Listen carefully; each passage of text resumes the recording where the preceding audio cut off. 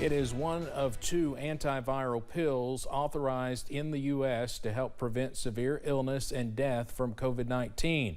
But researchers now warn people who take Paxlovid may be able to spread COVID-19 without even knowing it. Mandy Gaither has more on the study and what the CDC is now recommending. Over the past 2 months, filled prescriptions for Paxlovid have climbed to 182,000 a week, according to White House officials. What we have seen, I think, is a dramatic increase in the use of Paxlovid. About 4-fold increase. But now researchers have found people who have taken Paxlovid and have a relapse of COVID-19 can still be contagious even if there are no symptoms. The CDC says rebound has been reported to happen 2 to 8 days after initial COVID-19 recovery. There may be a recurrence of symptoms or a new positive viral test after having tested negative.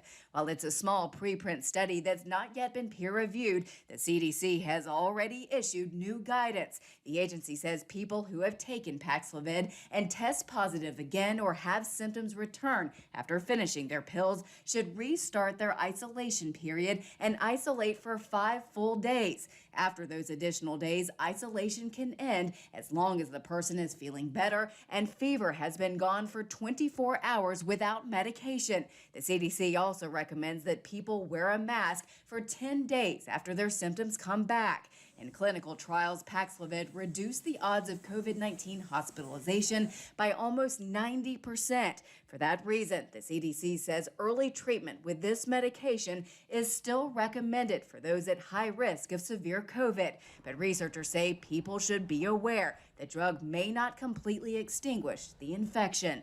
For Health Minute, I'm Mandy Gaither. New COVID-19 cases are 5 times higher than last Memorial Day, with the U.S. reporting an average of almost 107,000 cases a day. And experts believe true case counts may be much higher, with at-home tests being more common. Hospitalizations are only slightly higher now, and daily COVID-19 deaths are much lower than they were at this time last year. A group of bipartisan senators is working behind the scenes to find the ever-elusive common ground on new gun control legislation. Tuesday, the president welcomed New Zealand's Prime Minister Jacinda Ardern, who oversaw swift new gun control measures in that country following a mass shooting in 2019. President Biden promised to meet with Congress on guns, but gave no further details. Speaking in their home state of Connecticut, Democratic Senators Richard Blumenthal and Chris Murphy said they plan to put the issue to a vote one way or the other.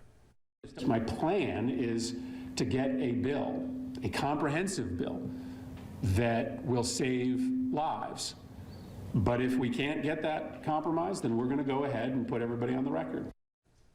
The Senate's top Republican, Mitch McConnell, talked about compromise at an appearance in Kentucky, but did not once mention gun control.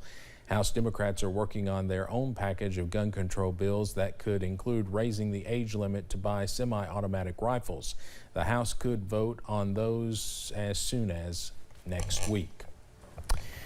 Well, Supreme Court officials are investigating a leaked draft opinion that would overturn Roe v. Wade. They are now asking law clerks to provide phone records and sign affidavits in their search for the source of the leak. Politico published the draft opinion on May 2nd. Chief Justice John Roberts called the leak absolutely appalling and suggested one bad apple had tainted public perception of the court.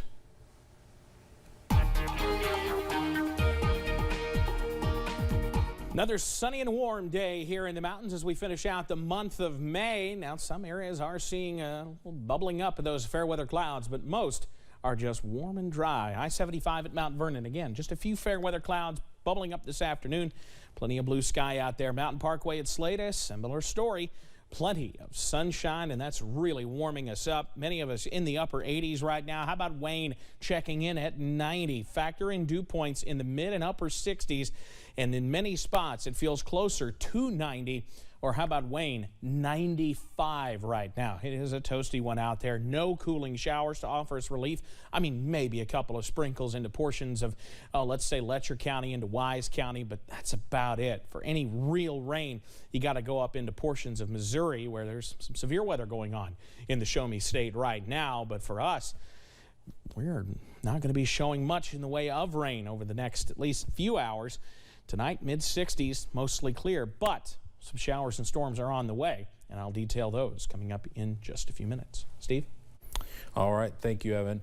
Well, another nationwide shortage is making waves, and experts warn this one could prove deadly.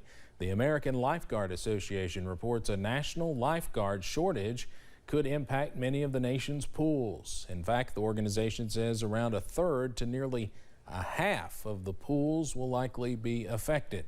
Cities across the country are fighting the problem by keeping pools and beaches closed. Experts blame a number of issues for the shortage, including low pay, training costs, a limited working season, and lack of interest from teens that's been compounded by the pandemic. A new business in Floyd County is all about coffee and chatting as its owners bring the Bean Shack to McDowell. The space, now open in the plaza on Kentucky 122, is brewing up something new for the community, a dream that the owners say was all about helping the area grow by bringing in new opportunities and providing friends and neighbors with a, quote, little old place where we can get together. We're just excited to be here. We're excited to have this in our community, and we hope that the community gathers around and supports this business and helps us prosper, and we hope to have new things coming every week. The business will also spotlight local talent with an art gallery on one of its walls. Hear more about the new caffeine stop coming up tonight at 6. Today is the 50th anniversary of Senior Citizens Radio Day at WSGS in Hazard. Listeners get the opportunity to call the radio station and donate to the Senior Citizen Center once a year. Programming Director Nicole Brown says it's a day dedicated to helping those who raised them. Every year we donate this airtime completely to the seniors.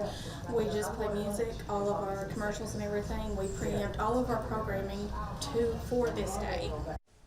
Any senior citizen wishing to visit the Senior Citizen Center can find their location at the Perry County Park, and we've just learned that they raised $19,500 today, but we'll have more on the event coming up tonight at 6. But next here on First at 4, across the Atlantic, COVID-19 rules and restrictions are easing as tourists flock to Europe. And we've got more sunshine, but also more potential for showers and storms returning to the forecast. The deal straight ahead.